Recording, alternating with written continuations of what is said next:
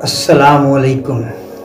आजकल क्लासिकल का बहुत जिक्र चल रहा है। किसी भी होम्योपैथिक ग्रुप में चले जाएं, क्लासिकल होम्योपैथ, क्लासिकल डॉक्टर हैं हम, क्लासिकल सारा सिलसिला है।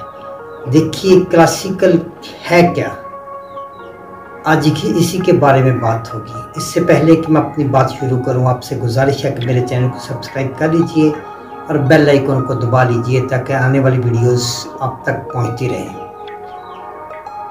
देखिए क्लासिकल है क्या। क्लासिकल म्यूज़िक हो सकता है, क्लासिकल गुलकार हो सकता है, क्लासिकल डॉक्टर नहीं हो सकता।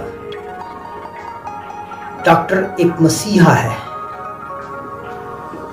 जो इंसानों के दुख में, दर्द में, मुसीबत में काम आता है, और हमें भी यही कुछ करना है।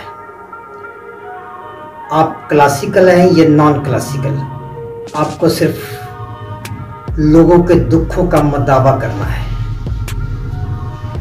और मुसीबत में काम आना है।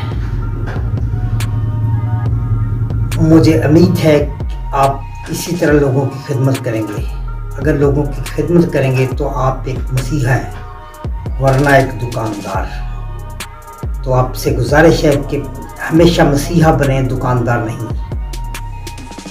नो क्लासिकल, सिर्फ खिदमत करें, दुख का मत दावा करें और कुछ नहीं।